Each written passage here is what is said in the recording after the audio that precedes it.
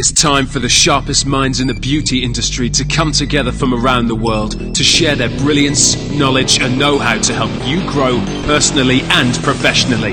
These are the industry disruptors, the trendsetters, the leaders that think differently and change the standards forever. This is Lessons with Legends with your host, Jason Everett. Hey guys, what is going on? It is Jason Everett, and I'm actually really excited today. Because it's a beautiful day, and I think no matter where you are in the country or where you're at on the planet, it's a good day to celebrate the fact that you woke up breathing this morning, which I think is an amazing day. And today, I'm excited about this episode of Lessons with Legends because, as I do more of these shows and as I hang out, and again, if you've never checked out a Lessons with Legends before, do me a favor and in the comment section, just say newbie. I want to know if you're spanking new around here. But the thing I love about these Lessons with Legends is like, as we do more shows, you snowball and you get to, you meet one cool person which introduces you to another cool person, to another.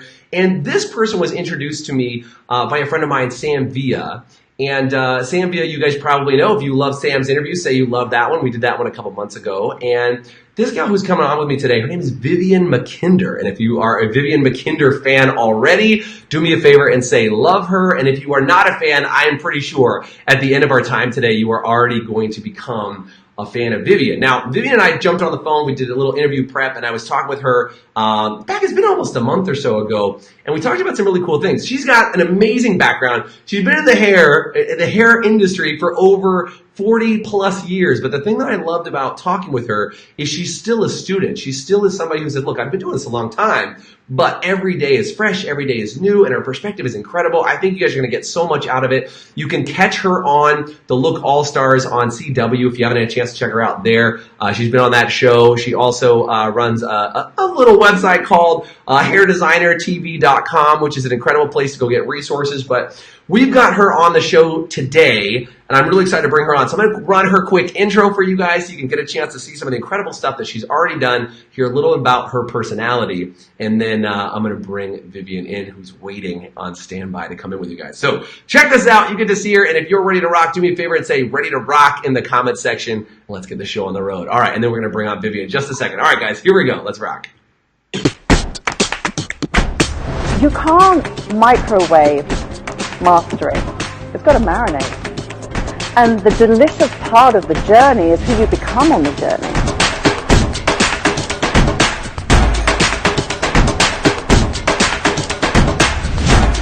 I think we are being threatened and challenged by the technology platform, and if we don't raise above what the consumer is teaching other consumers, then we're left behind. Come on, Vivienne, good to see you. How are you? I'm jolly good. How about you? I don't know that I'm jolly good, but I like saying jolly good. If I said jolly good all the time, I think people would look at me sideways. But you get away with jolly good. I love it. How are you today? I'm very well, thank you, and I'm thrilled to be with you, and I love your energy. I think everyone needs like a little pop-up version of you by their bed in the morning, like where you could just like do one of these things and get us going. Yeah, I always tell people, I heard, this is not my joke, I stole it from somebody else, but they said they were the type of person that they don't drink any coffee. They said, I don't drink coffee because I make coffee nervous. I'm one of those people, right? That like I make espresso glitchy. And I think when you think about those things, is everybody should have that much energy in your day if you love what you do. And, it's clear that you love what you do. Otherwise, A, you wouldn't have done it for as long as you have, and B, your energy wouldn't be as awesome as your energy is. So I'm just so excited to have you on the show today, Vivienne. It is awesome to have you here. Thank you. Super good. So where are you at today in the world? I'm here in Northern California. Where are you today? I am in the Hamptons, and It is a cold, bleak day, and it is warmer in my fridge than outside. I love it. Well, I mean, if you have to be somewhere with it being cold, I guess the Hamptons are an okay spot. And if any of you guys are watching and you want to do an event out in the Hamptons, do me a favor and say Hamptons in the chat, because I think you do events out there too. Is that what I remember? You host in the Hamptons and in Palm Springs or something. You do some events too. Yeah. I just did an event there, but yes, we host events in Manhattan, and in the summertime, when the weather's lovely, it's the Hamptons, because we like to do picnics on the beach and do fun things. Rough life. Well, I love that. And again, thanks for taking the time to hang out with us today. I've got some questions, but again, if you guys are new to Lessons with Legends, again, do me a favor and say newbie in the chat. And if you already love Vivienne, do me a favor and say love Vivienne. And today we're going to be talking about some cool stuff. Because when Vivienne and I first met, I chatted with you about some really incredible stuff. And I loved your take on one thing in particular, which Vivienne, you talked about the big picture of the guest that sits in the chair. I mean, we do a lot of training, we do non-technical training, so it's always business-related training, and I loved your take on this idea of the big picture of the guest and making sure that you get the right style on the right person. And I think that is such a huge thing because you got to kind of plan for the person, not just plan for the cut, right? And so I've got some questions for you today, and again, as we talk about this stuff, we got a giveaway today. Do you happen to have your razor around over there? Because we got a giveaway. We're going to tell you guys, stick around and watch the show. We have Vivienne's amazing razor, complete with razor blades. So fancy. I love it. And at the end of the show today, we're going to tell you how to get the razor. And if you want one of those razors, say I want razors. And also at the end of the show today, I'm going to tell you if you want to get an opportunity to work with Vivienne, she has graciously said that she will give one person some one-on-one coaching and do an hour session with one of you. But you have to watch the show, find out the details, and we're going to dive right in. So I've got some questions for you, Vivienne, that hopefully you'll get that perspective for the big picture of the guest and doing all these things. I'd really love to do it. But before we get into that, I want to find out, if you had to say that there's like a favorite quote for you, Vivienne, like a quote that maybe, guides your life or gives you some inspiration or excitement or something like that as a part of what you do all the time, what would you say is something that guides your life as a quote like that? If there is one. I have so many, but I would say one that I'm using a lot right now because it keeps me moving forward is that fashion is fleeting, but technique is timeless. Ooh, say it again. Fashion. Somebody else type that into the chat for me, by the way. I want to make sure we get it logged in there. Say it again. Fashion is fleeting, while technique is timeless. Ooh, that's super good. Where did you come across that? Oh, sorry, we glitched for a second. Where did you come across that? Where did you hear it? It's great. Well, obviously with the longevity I've had in my career, I've seen so many fashions come and go, and it's interesting seeing 70s and 80s coming back. Totally. And it's always adjusting the eye to kind of embrace the new twist to something that you've seen before, and realizing that underneath that there are techniques that withstand the passage of time.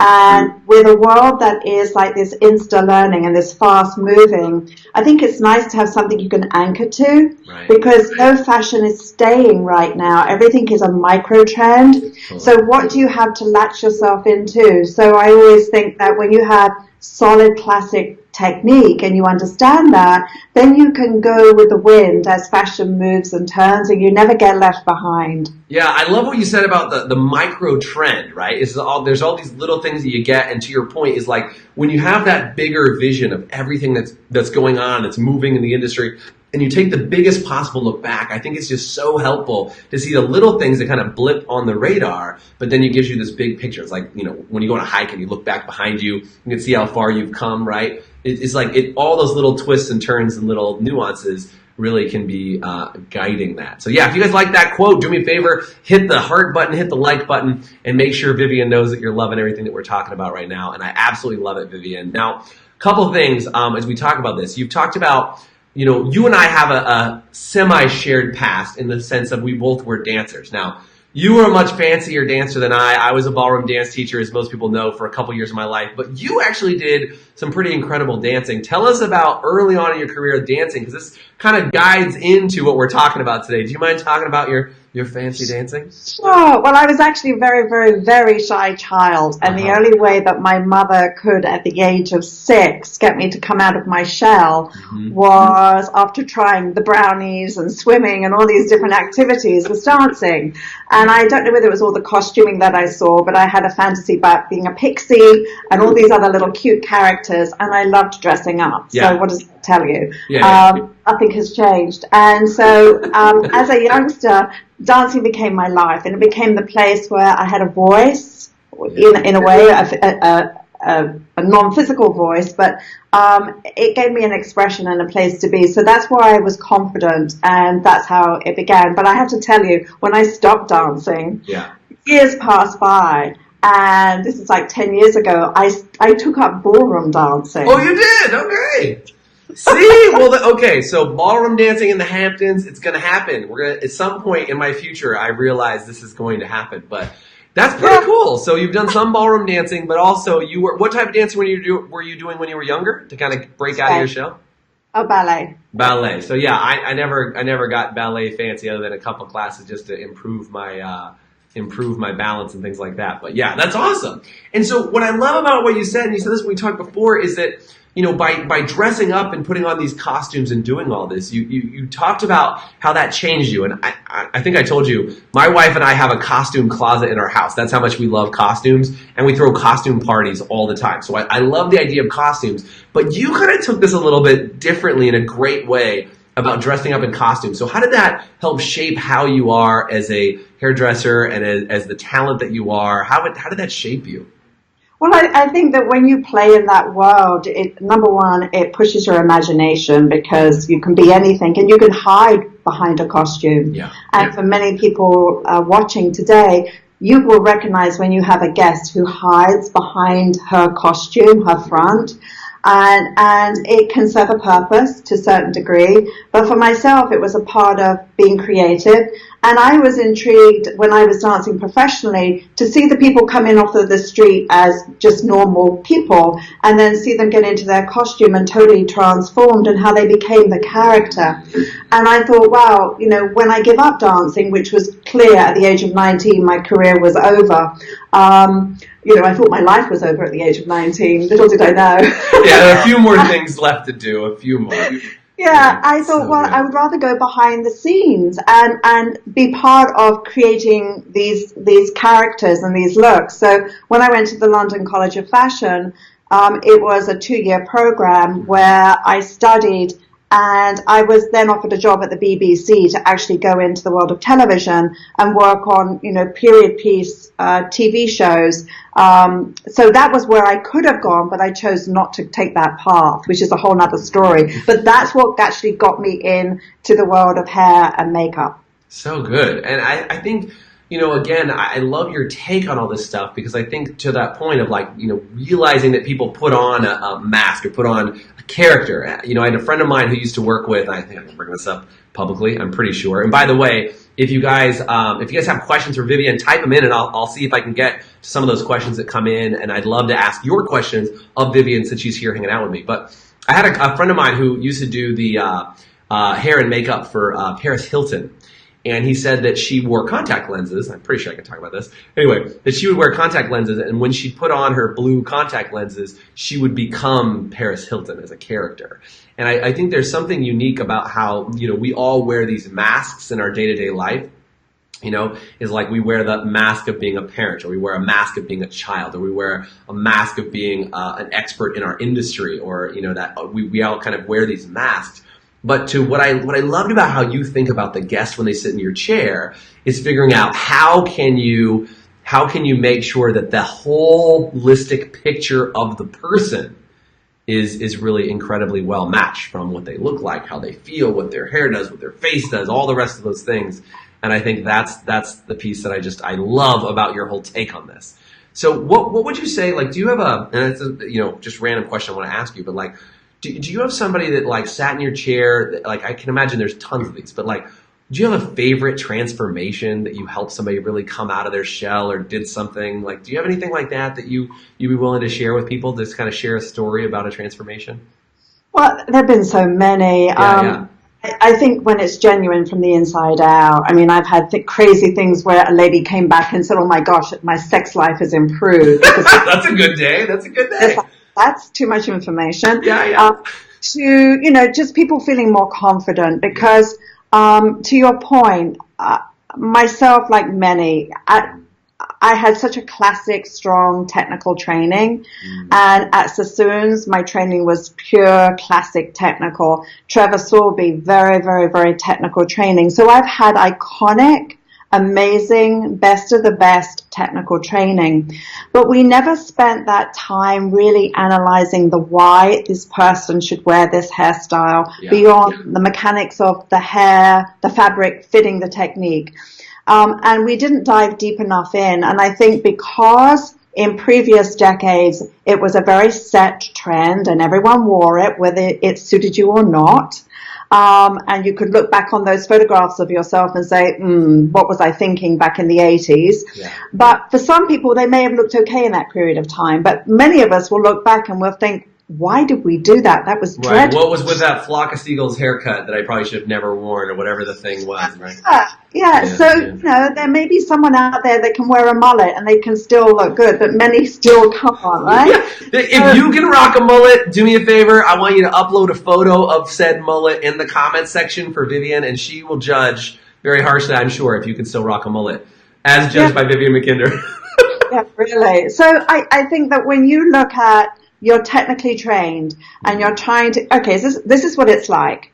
The difference between a person who's a seamstress versus a designer. Yeah, let's talk about that because I love this. Yeah, a fashion designer sees the total silhouette. They come up with a story about who is that woman. And if you ever work with a fashion designer, they're not talking about the length of the skirt or the length of the trousers. They're talking about the storyline of this woman is Brigitte Bardot meets Cyber Chick. And they kind of create this story that is a really newsworthy story. And when that model walks down the runway, she's sporting that storyline. So when you have something like that, that's the designer seeing the totality of a look. But then there's a seamstress who really doesn't care about that design. They're just looking at the detail, sewing up the seams.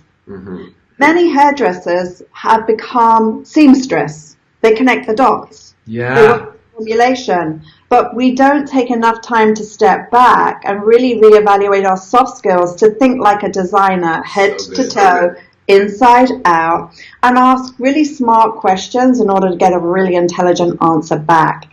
And so many of the things that I've designed over a period of time has come from people responding to me saying, Viv, how is it you get people to do such a major transformation and they love it? Or where do you get your confidence? How do you make yourself? Or things like, when your clients sit in the chair, you take them from feeling not very confident to very, very confident. Yeah. So these things made me think, how does that happen? Or they'll say, no matter what you do, you always make the person look beautiful, which wasn't always the case. Because I want to be clever versus beautiful. So all of these years, I now have the experience of saying, this is what I've learned. How do I improve it? How do I improve it? How do I improve it? So now I've created a consultation form that is similar to what you would fill out if you're going to the doctor. You fill out a form before you see the doctor, and I do the same with a new guest. She fills out the form. I'm not even present, so that I'm not like giving her any pressure. She answers questions that may be awkward for me to verbally ask, especially a woman to a woman. I can ask a woman, how sexy do you want to feel?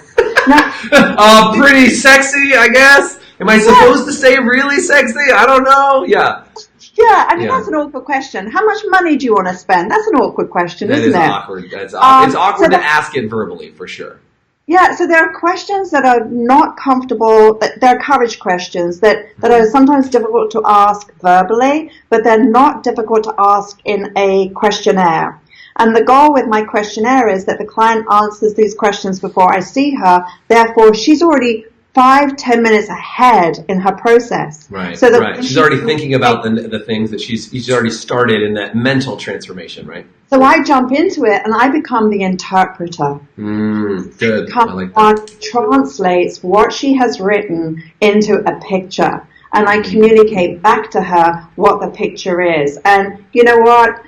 We're the last business standing where we can still do couture and we can still make a lot of money. You can't put that on Amazon. You can't digitize that human touch and that connection. So that's where my focus has shifted to, and my world has changed because I've done that. Well, and we've talked about this a little bit, is that, you know, for a lot of you guys that watch art stuff, you guys know we have a consultation game, and we always just say in the game, like, I see here on this form, because we assume that they have some sort of consultation form before they play our game and learn the rest of it.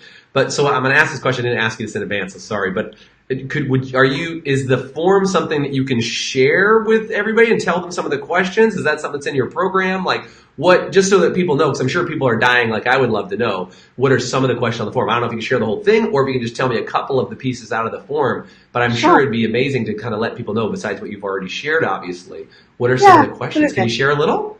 Yeah, absolutely. And on my website, I have in my designer program, I have something called soft skills. And I take people through the consultation, communication skills, face shape. I take them through the 3 wheels of fashion. So I take them on that whole journey. But for example, in my consultation, I have a question that says, how important is budget to you? Somewhat important. Not important, very important. But so I wanted to stop you for a second, because that's a beautiful way to ask the question. It's elegant. Right? I was going to say, it's not how much do you want to spend today, right? It's how important is your budget, and it just really frees up that thought. It's so good. Sorry, I needed to interrupt because I just wanted to tell you how awesome that was. Yeah. Another question I have is basically how quiet or loud is your personality, which is how would you describe your personality? Introvert, extrovert, or an ambivert?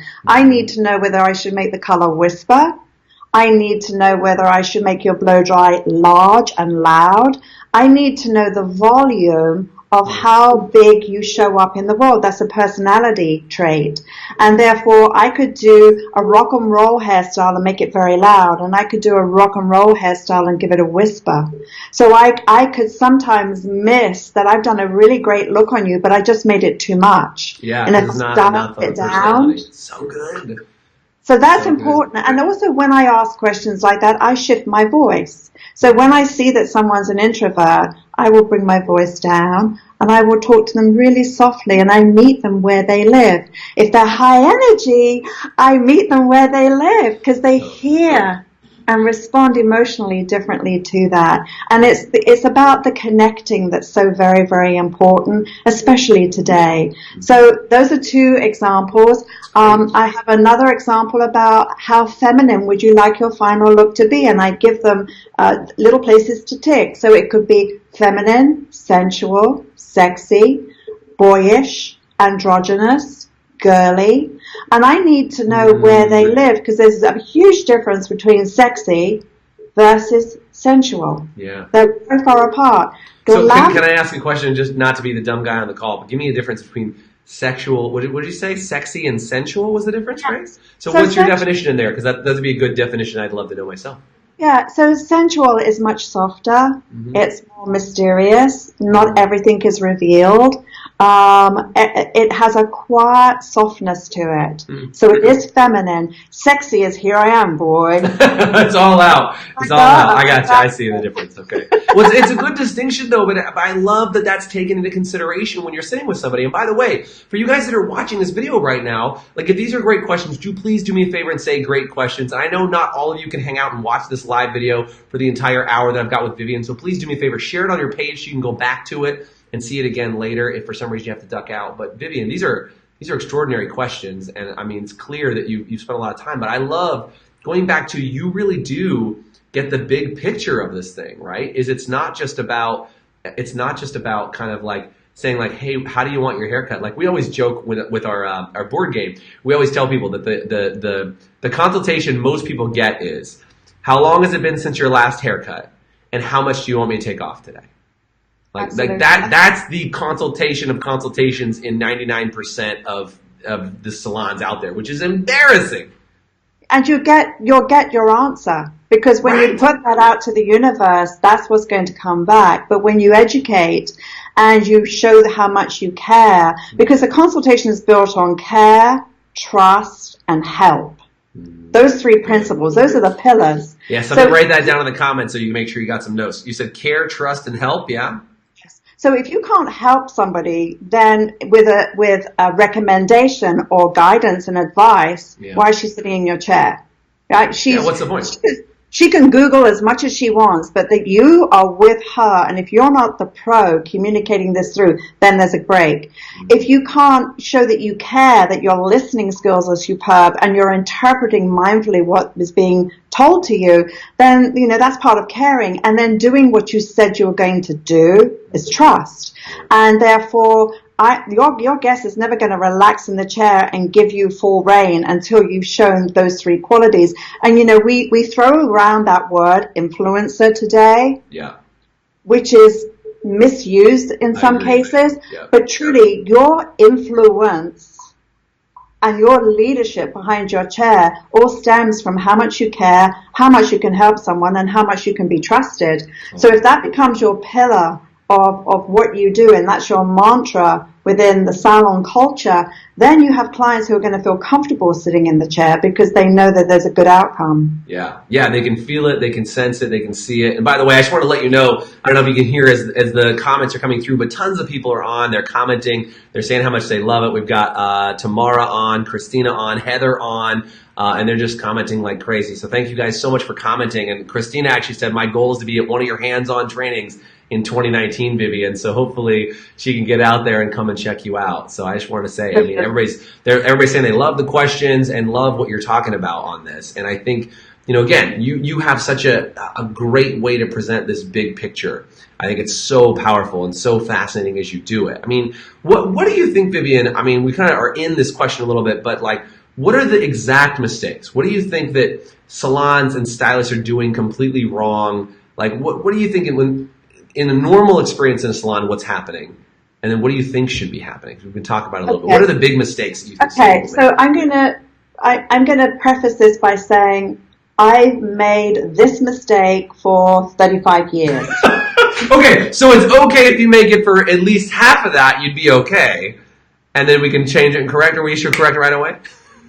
So this is profound, what I'm going to share with you. Let's do it. I love this. It comes from the experience of working with fashion designers and working in photo studios. And now all of you, with your phone, you're a photographer. Totally, and right.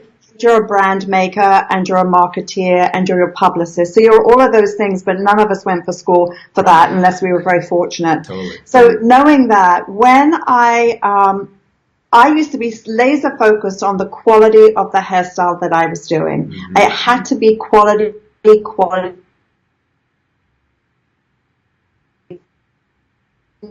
Of course, I would try and make a balance with the face, but not to the degree that I do today. Yeah. So my order was technical, face. If you're lucky, it would ask you about your professional, your lifestyle, and try and figure out, well, how does that fit into this hairstyle? If you were lucky, yeah. Do with this hairstyle. I couldn't put the whole thing together, and I didn't even have time to process it because I was consumed with the technical application. So I came up with this thing called the 3 wheels of fashion. Love it. I've tested it out now, and I love to do this live with people because you see the body reaction when I do it right and when I do it wrong. So when I do it right, I see the body language relax, I see a smile, I see buy-in. Yeah. When I do it wrong, after I've done it right, I do it wrong, I see the person close down, stop breathing, have anxiety, have stress. I say, how do you feel? They say, I can't wait to leave here. So let me tell you what I do. Yikes. Are you interested? Yeah, this is good. And by the way, if you guys want this, do me a favor and say, I want it. Clearly, she's going to give it to us. But yeah, this is really good, Vivienne, and thanks so much for being willing to just share some of this stuff openly. If you guys don't know, I'm just going to plug it one more time. I know it's on the screen too, but hairdesignertv.com. Vivienne's got some incredible stuff on there, but she's given a ton of us because she's amazing content right now. So yes, what are these 3 wheels of fashion? Let's hear it. This is great. Okay, so the first thing I ask my guest is, how quiet or loud should this hairstyle be? So that question is on my consultation. So I need to know how big or small am I making my idea. Second thing is, I need to know where you live in the wheel of fashion itself.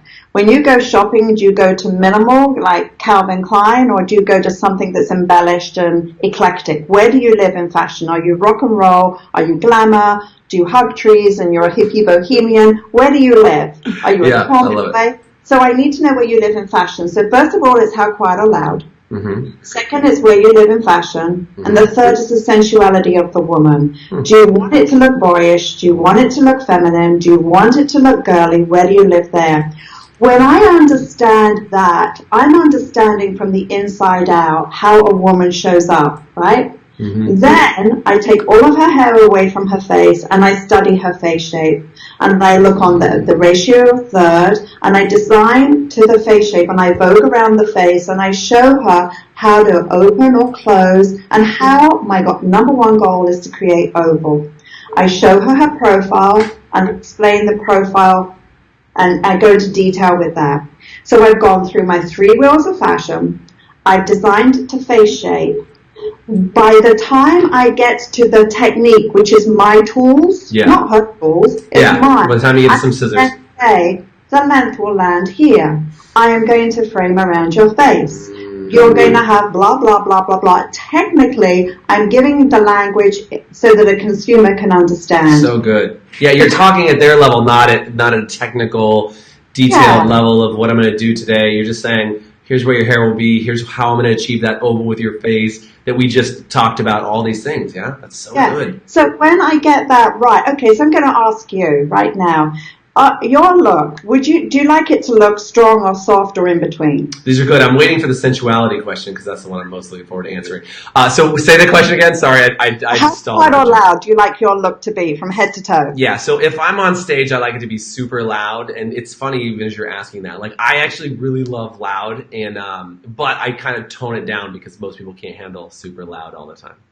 Okay, so where do you live in the wheel of fashion? Like, are you business, rock and roll? Where do you live there? Boho? Where do you live? Yeah, I would say that at the moment, I probably am living more in the rock and roll, which is where I'd like to be. I used to be a lot more business, and because of the amazing people I get to work with in the fashion and beauty industry, I've been able to go more rock and roll, which has been more of my personality. Okay, and as a gentleman, as a man, do you like to feel rugged, sexy, glam, kind of grunge? Where do you like to live there? Yeah, I think that's a really interesting question I've never really considered, but I would probably say a little bit more grunge is probably where it's at the moment. It's interesting, and I just, here, full disclosure, right, while we're on doing this live. But I would probably say, like, that is one of the things that I think sometimes I have very feminine features. Like, I have very long eyelashes, I have all these other things. But, like, when I added a beard a couple years ago, it really helped become a lot more masculine in that overall look. And I think that's always something that I want to make sure is featured. Okay, so now then, I'm going to tell it back to you the right way. And then I'm going to tell it to you the wrong way. And I just want you to be very aware of your emotions, right? Okay, got it. I'll do my best. I'm going to give you a style that's loud and extrovert, a lot of fun. Super. I'm going to give you a style that has a nice rock and roll vibe. And I'm going to give you a style that has a little bit of grunge. It's definitely very manly and a bit of grunge. How do you feel? Great. Sounds awesome. Okay. So now I'm going to do it wrong. Okay. Jason, I'm going to give you a hairstyle that's very, very quiet, somewhat demure. I'm going to give you a hairstyle that's very business, very clean cut, very polished, and with not one hair out of place. Mm-hmm. And of course, the beard would have to go. I'm going to give you a hairstyle that is very, very, very chic, sophisticated, and don't mess with me kind of gentleman. Yeah. I noticed that you stopped breathing for a moment. Yeah, I did. I don't know that I breathed that whole time, actually. How did that make you feel? Super squirmy. As you could probably see. Yeah, squirmy and uncomfortable. So therefore, now, if I want to technically do something to your hair, you're already out of here. You're not feeling comfortable. Correct, yeah. The first one, if I'm trying to push you a bit with the rock and roll and push you a little bit and actually add another service, you're going to be so into it because get who you are. I met you in the landscape where you live. Right. Yeah, and so question. So you actually do I'm going to tell it to you the right way and the wrong way. That's part of the consultation that you do? No. Oh, okay, I wasn't sure if you actually say, like, I'm going to do it this way and that way, but you just wanted to emphasize. But sometimes I will say back, Jason, we're not going to do something that's polished and tight and clean. Jason, we're not going to do that. And I see your body reaction because body language doesn't lie. And when a client is uncomfortable, we're still thinking that we need to defend technique. And, sometimes when we get beaten up behind the chair by a difficult guest or hair that's very difficult or picking the wrong technique for the hair or trying to copy a photograph when really it's never going to work, but we're trying to please, we get technically defensive, thinking, well, the haircut was really good. I don't understand why she didn't like it. Why didn't they like it? The haircut looks great. Has nothing to do with that. Yeah. Why It's are a there mismatch. people in the salon that have incredible people skills, and maybe they know 4 hairstyles that they do really well, and they're fully booked? And why are there stylists out there who've been to every single workshop that exists on the planet, and they're technical geniuses, and they're laser focused into the technique, and they're not busy? Yeah. When you have both, it's called mastery, because you've mastered understanding how to read people, and you've mastered the technique, and you, like a chef, know when to add salt, when not to, when to add herbs, when not to, when to add spices, when not to. Yeah. You have discernment because you understand every single element, because you're a designer versus a seamstress. Yeah, this is super good. And by the way, if you guys are loving this, do me a favor and say loving this in the comments, because Vivienne, this is gold. And it's like, I wish I could just get every hairstylist on the planet to sit and listen to this, because and by the way, if you guys have a team and you want to share this, please make sure you share this inside your salon's Facebook group or any way that you can. Pull this video down and get them to watch it. Send them the link here on YouTube or on Facebook or wherever you're watching this from, because I think it is a really critical thing. And I think so many people, I love how you talked about this, Vivienne, is so many people are great technically. What's up, Letty? Good to see you, by the way. Letty just jumped on, said she's loving this.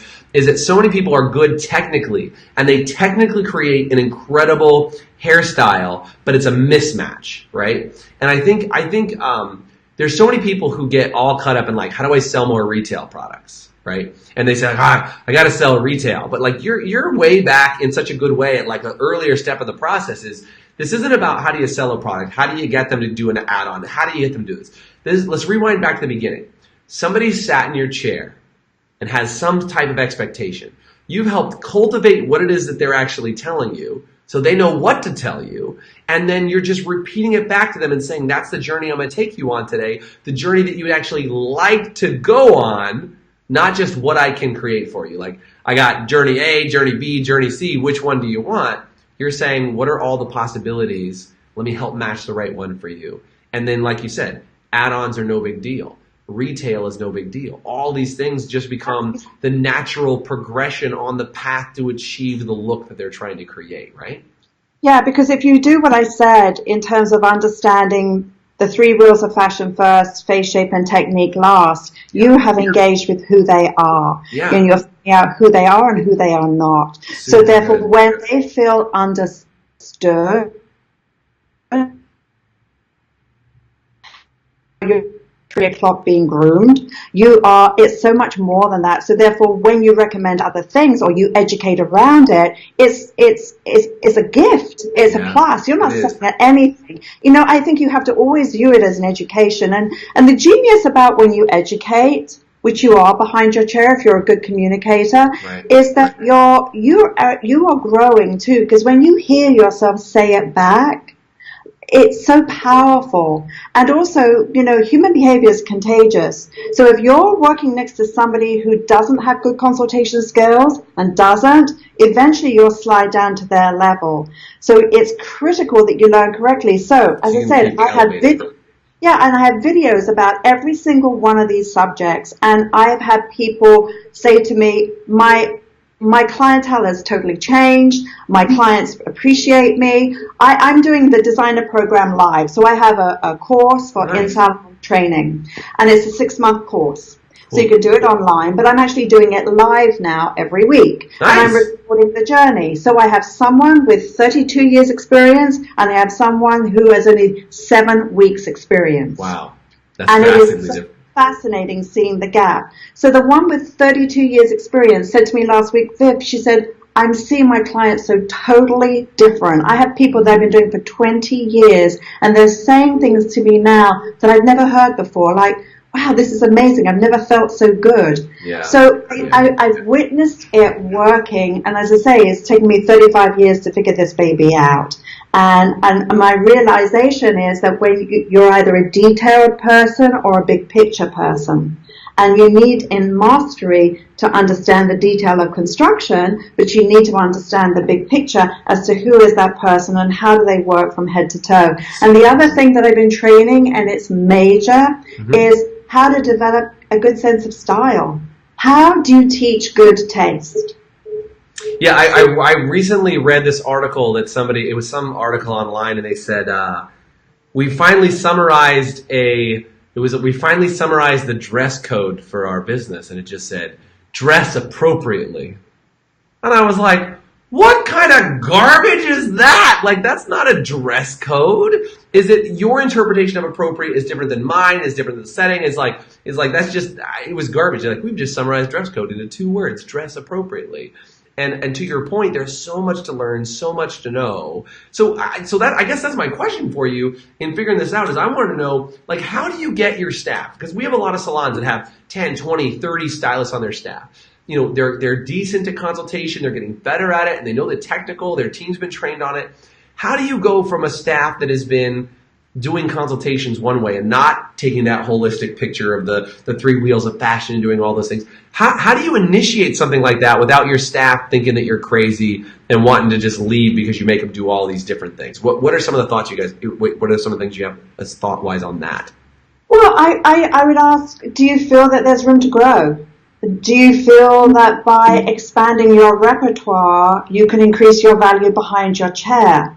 Do you feel that if you reinvented your own style twice a year, you could start to attract some different kind of clients who are more appreciative of you as a fashion expert? So I would come from that place, because there's always room for us to grow and learn. I've only been doing this new way for the last few years, and I'm still learning and growing, because okay guys, you've all been to a hair show, and we've all been there going, oh my gosh, I've seen some of the ugliest looking stuff today I've ever seen, and we're in the beauty business. My clients would never do that. It's just crazy. Some avant-garde hair that nobody would ever wear. Yeah. So, great style completes who you are. It doesn't compete with who you are. Mm-hmm. So I think that when by default an owner goes to the black uniform, it's a desperate act of let's just unify everyone, they're in black, and can you really go wrong? And that's fine. I think it can work for some businesses.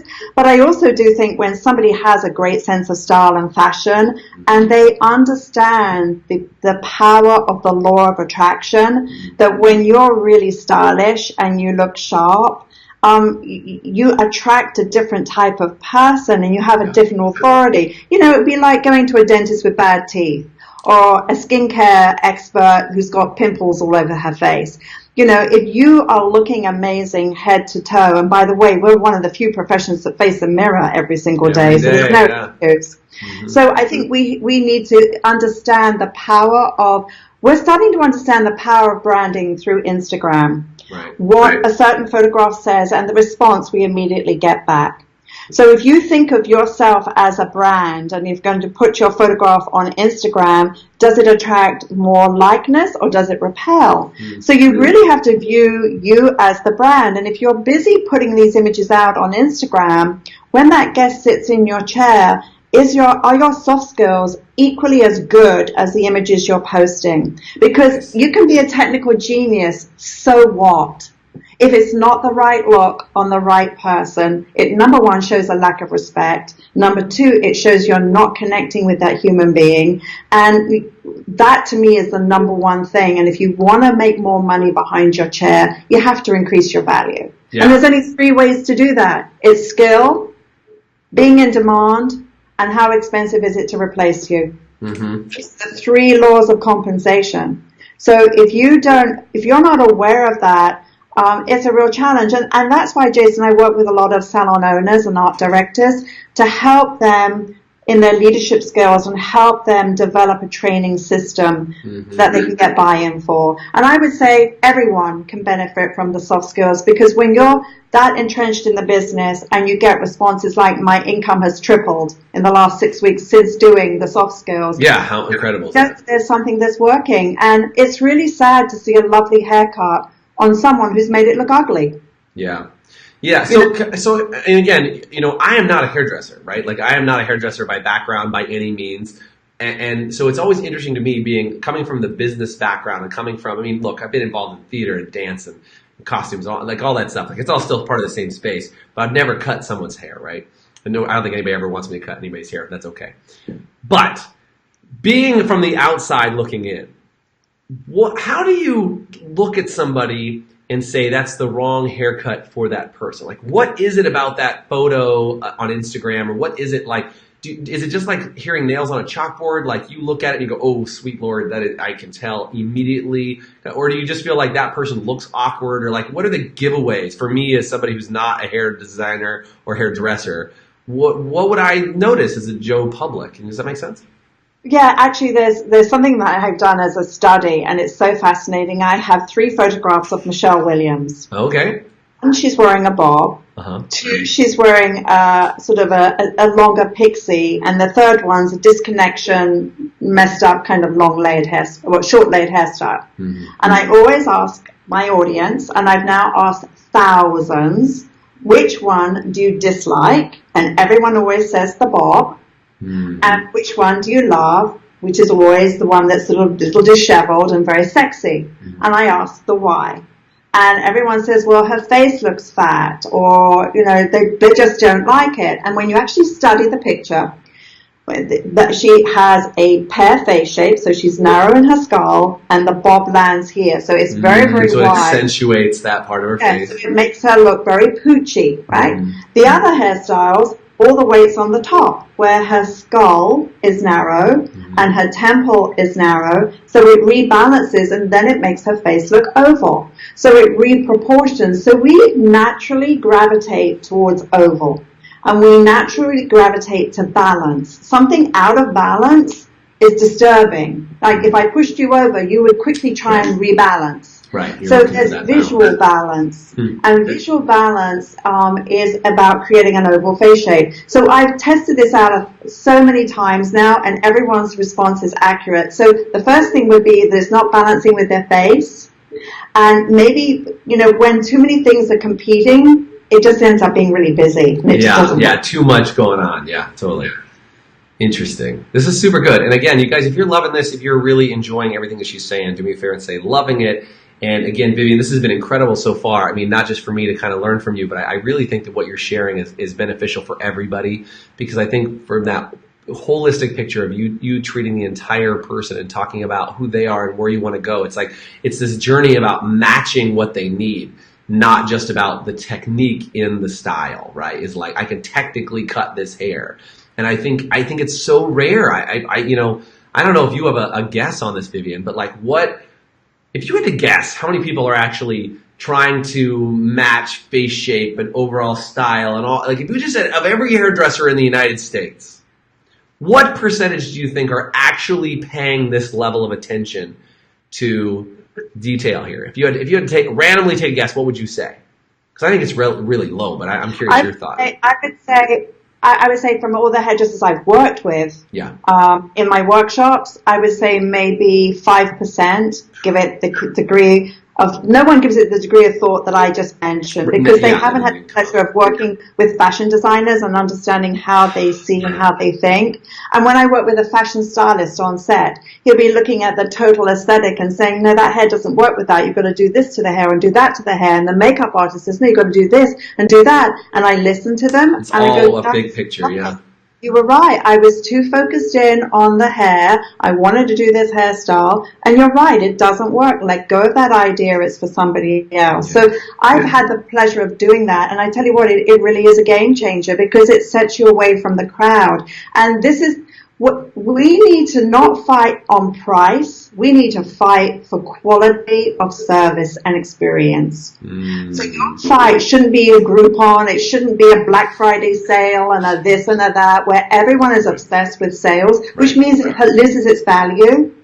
Our war should be quality war. Like, how can I give you more? How can the quality of my work go up? And I promise you, obviously the people who are listening today want to learn. They are knowledge seekers. But when a salon owner meets with resistance as to, no, I don't want to do that, no, I don't want to do that, I call that destination disease, and it looks like that. Yeah, and you know what, Vivienne? I think it's so funny. I had a gal who was doing my hair for a while, and she started out incredible. She did, because I have a good friend of mine who's done my hair for the last couple of years. She's incredible, but he lives far away. And I have this gal who's local who has done my hair a few times, and she did incredible the first few times.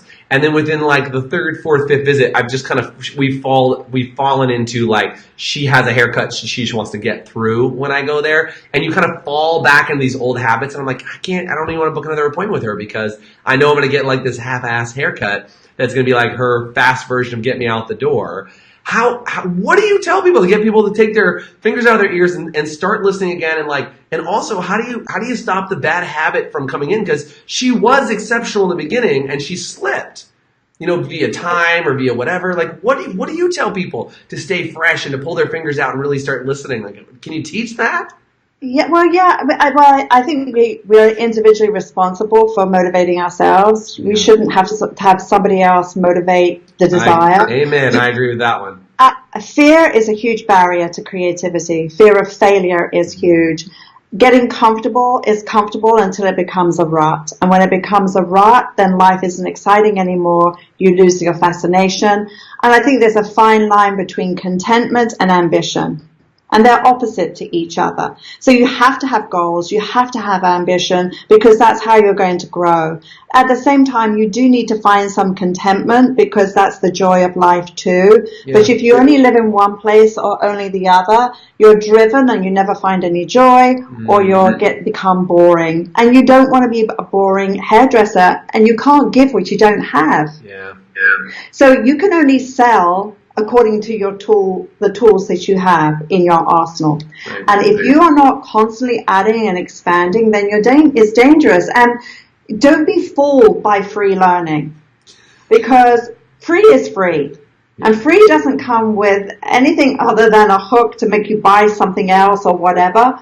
Free can be dangerous, because if you had something that you didn't pay for, Jason, and you lost it, you probably wouldn't care. But I'm sure there's something in your life that you worked incredibly hard for, you treasure it, and if it was to be taken away from you tomorrow, you'd be pretty upset. Yeah, totally. So for salon owners listening, your staff have to be invested into a training program. And as much as I love Instagram, and as much as I thoroughly enjoy watching incredible hairdressers produce work, it's an idea place. It's not where I'm going to learn. When I take the time to make a 1-minute video and post it on Instagram, sometimes it was 2 days. It was the day that I filmed it, and then a day of editing it down to, that little thing there. And it's like, that's not real. I mean, is it entertaining? Of course it's entertaining. But can you learn a haircut like that? No, you can't. Because if that was the case, people who come to my workshops, well, they, number one, wouldn't come to my workshops, and number two, they would be teaching me. Yeah. But it's actually the reverse. I think this is what's happening. I see a lot, but I see nothing. Yeah, and it's become blinder. It's so funny. I had Matt Beck on last week from freesaloneducation.com. I don't know if you guys know each other or not, but he's the polar opposite, right? He's very much like, and he said that straight during his interview. He said, there's so much in front of you. I already know that as soon as they've watched my video, they forgot about it, and there's another video right behind it.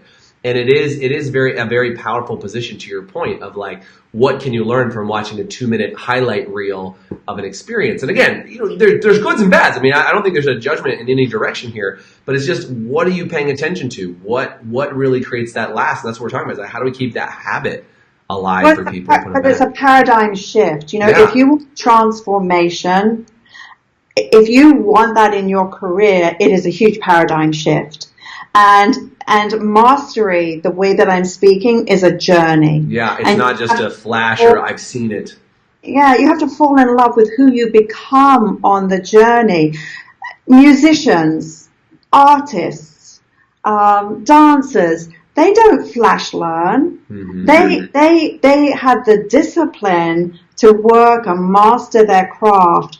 And they're always working, always practicing. And there was a quote by a brilliant pianist who said, if I don't practice every single day, my teacher notices the difference. Yeah, if I don't practice every week, then eventually my audience will notice the difference. Mm-hmm. So, if you're going to if you're going to master your craft, it's a commitment to a journey. And successful people have different habits to people who are less successful. Yeah. So, of course, there are levels that you want to play at. And it's deciding which level do you want to play at, what kind of financial reward do you want for what you're doing. And therefore, you have to find a lifestyle that fits that. I always say, you know, when you come into hairdressing, no one ever told you to design your lifestyle first and then back your career into it. Mm-hmm. We usually go into hairdressing for whatever reason it may be, and then we try and stuff our lifestyle in around it. Mm-hmm. But actually, if you flip it around the other way, because the reason I say this is because the fallout of hairdressers, the amount of people that quit. So if you design your lifestyle first as to what you want materially, emotionally, spiritually, physically from your life, and then you reverse your career into it, you'll probably have greater longevity and greater joy because it's been designed. It's not just happened. Yeah.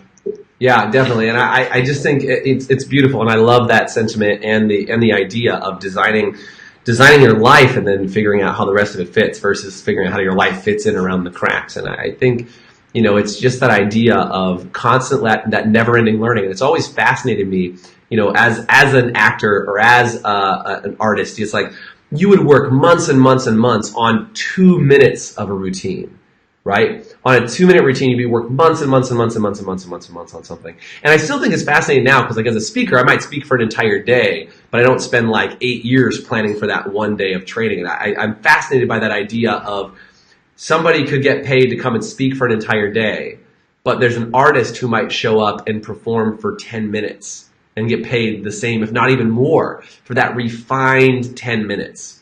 You know, that 2 minutes of incredible or that 10 minutes of amazing that they've been practicing for months and months and months to create. And I think that idea of practice and the idea of persistence and the idea of mastery that you're talking about is just incredible. So you guys, if you're about getting to mastery, would you do me a favor and comment in mastery?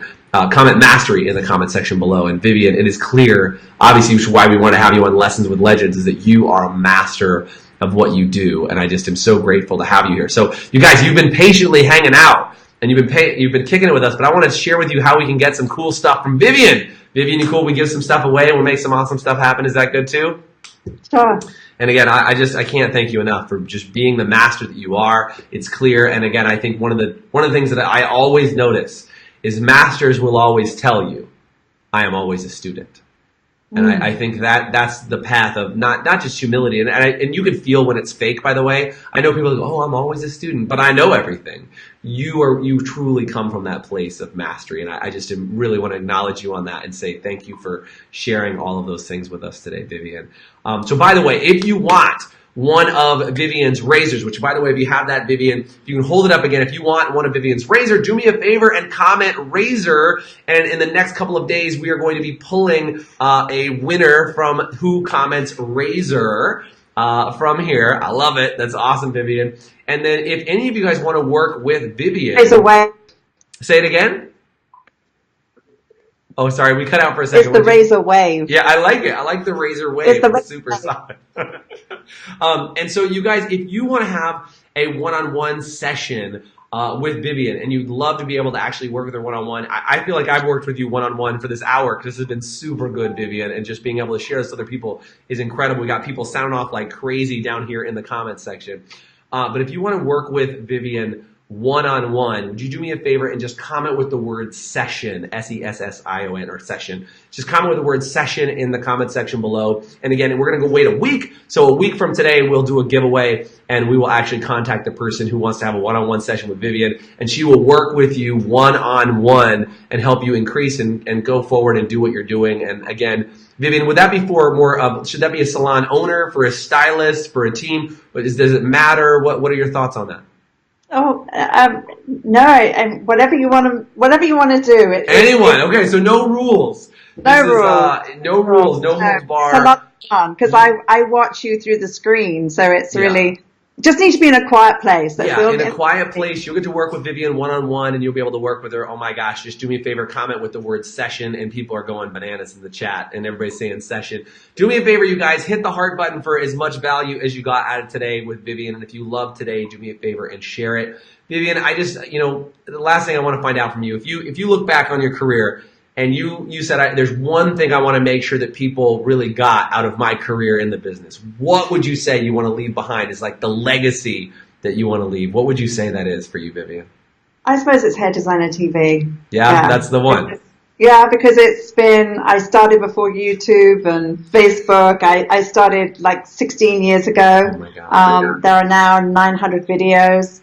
I'm a student of it. I'm humbled by it. I've learned so much, and now seeing stylists' lives changed and salons change through it is very exciting. And now when I do a workshop, I can do the live mentoring and guiding, and then I can give my students something to take home so that they take a piece of me home with them to carry on helping them, supporting them, and encouraging them. And it's not gimmicky. It's the most efficient, wisest way of going from A to B. Yeah. And it's everything I've learned from all the mistakes I've made. And, you know, when you fall down as many times as I have, if you can help somebody not go through some of those pains and hardships, then it's really pretty cool. So I would say it's Hair Designer TV. So guys, check it out.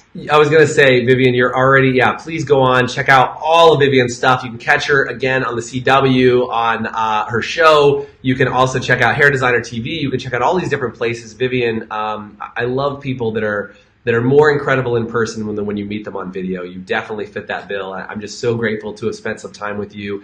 And for all of you guys that want a session, comment session if you want a razor, comment razor, and make sure this gets out. Vivienne, stick around for just a second. I'm going to go ahead and sign us out here. But you guys, thank you so much for being on as a part of our day today and for being here. If you love this video and you want to get more great tools and information from Vivienne, make sure you go on, again, hairdesignertv.com and share this link. And make sure you join us for another live Lessons with Legends. And if you want to get notifications, go onto our page, send me a personal message and say, please notify me, so you can get notifications, text messages, and messenger messages as we go live. I'll make sure that you do it. And you guys, thank you so much for being on today. Thank you, everybody, for being a part of the show. This has been Lessons with Legends.